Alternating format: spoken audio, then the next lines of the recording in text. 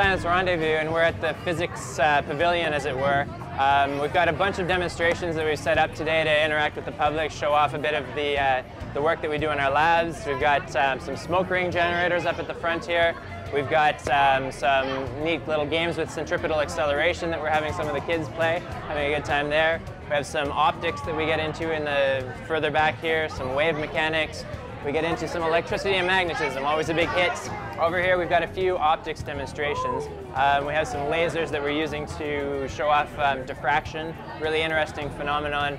As you shine a laser beam, a very fixed wavelength, through gratings, you wind up with a diffraction pattern that we could even show you over here. Essentially, we've got a laser, a red wavelength, shining through a diffraction grating. On the ceiling of our tent, we wind up with these little dots.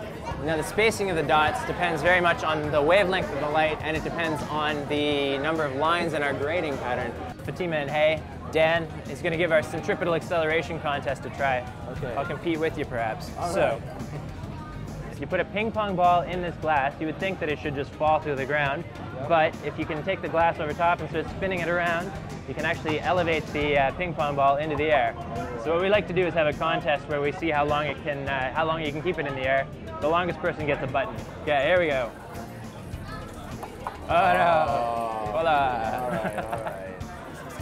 Yeah, we've got some wave mechanics set up. This is kind of neat. We're using pendulum motion, simple harmonic motion, to generate some very neat patterns. Basically, a pendulum oscillates based on the length of the string that's attached to it.